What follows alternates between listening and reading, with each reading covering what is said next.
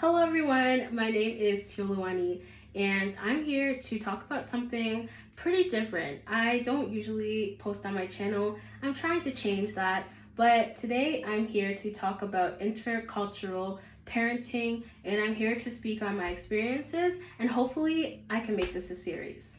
So over the past few months, I've been having a lot of conversations in my daily life, in my community, with parents who are parenting their children in a different culture than the one that they grew up in. So as a Nigerian, I've been talking more to Nigerians who have recently come over within the past 5 years or so, or even more than that, but mostly within the past 5 years. They have young children and they're starting to see the cultural differences between themselves and their children. And I just started having all these conversations, telling them about the things I consider normal when you parent a child who's growing up in a different culture than you and not. And I thought, why don't I just get on YouTube and talk about it? Because I'm pretty sure that I could help a lot of parents going through the intercultural parenting clash. The official term for a child who is growing up in a different culture than their parents is a third culture kid.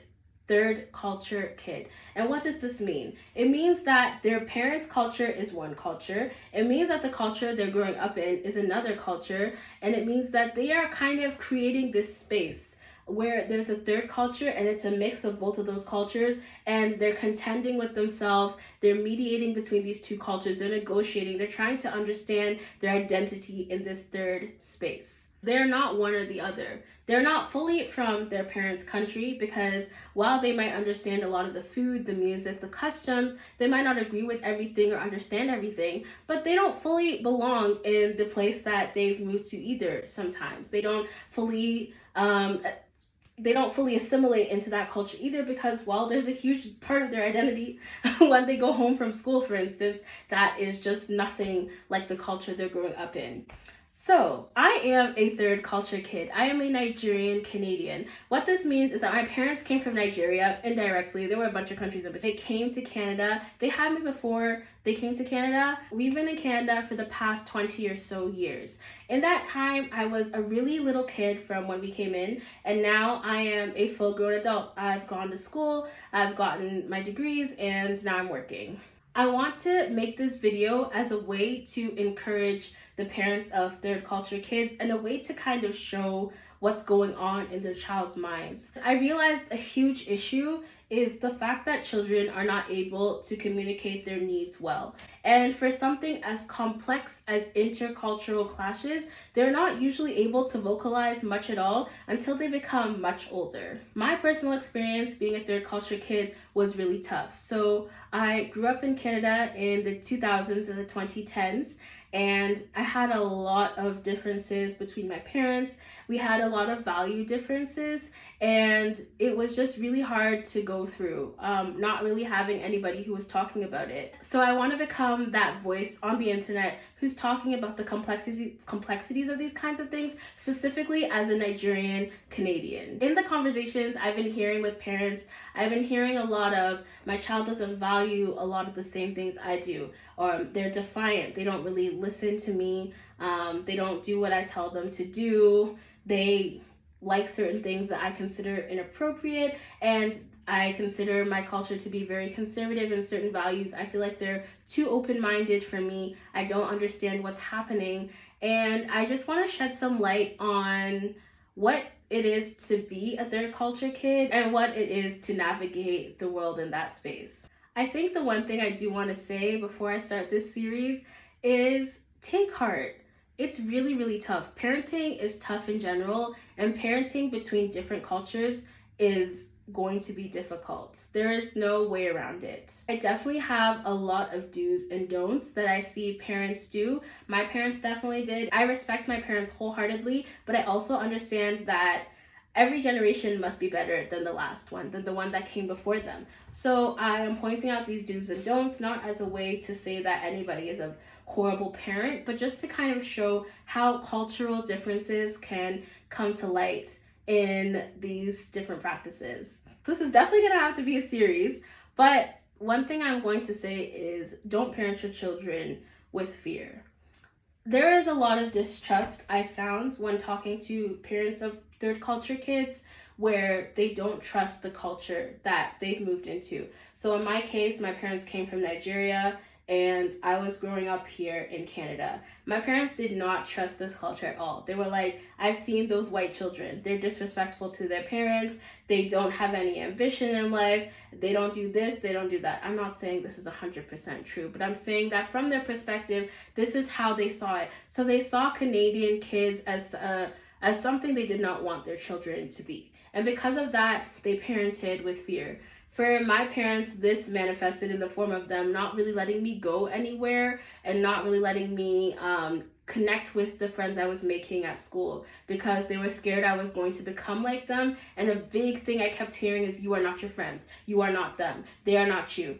And I, as an extrovert, I really needed to connect with others. I really needed to have a place where I was connecting with my friends outside of school.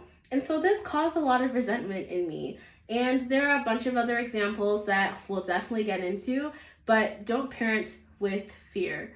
Approach everything with an open mind, and that is definitely going to be difficult, especially if you come from a culture that is more conservative. So Nigerian culture compared to Canadian culture is extremely conservative in terms of language, in terms of dress, in terms of certain social values.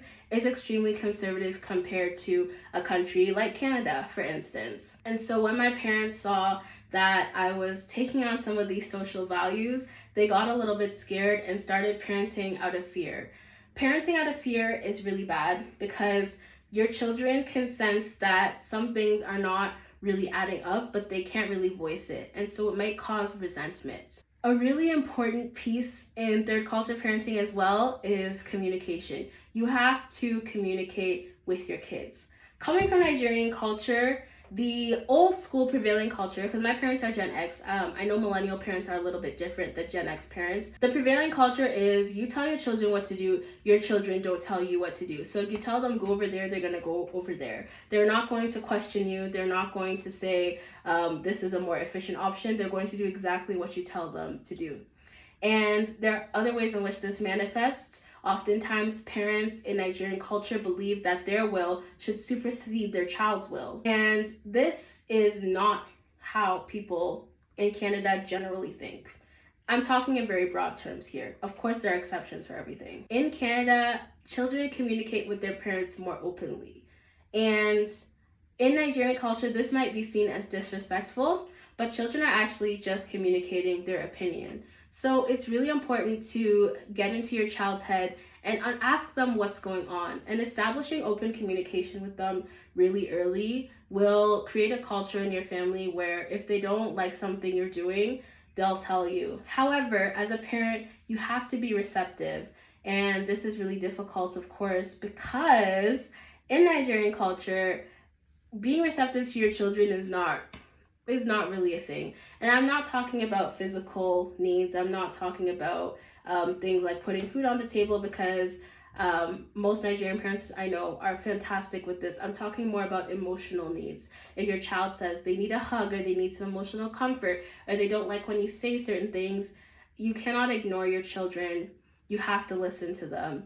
And so listening to your children with an open mind is really important. Try your very hardest. I'm begging you. Try your very hardest to just hear them out. If you deem that this kind of thing is inappropriate, you can definitely have a conversation, but do not parent out of fear. It is one of the worst things you can do. Fear does not really allow you to look at things correctly. You're looking at things through a lot of anxiety and a lot of stress. So yeah, I was just kind of rambling, but I really want to make it very clear that it's really important to listen to your children and don't parent with fear.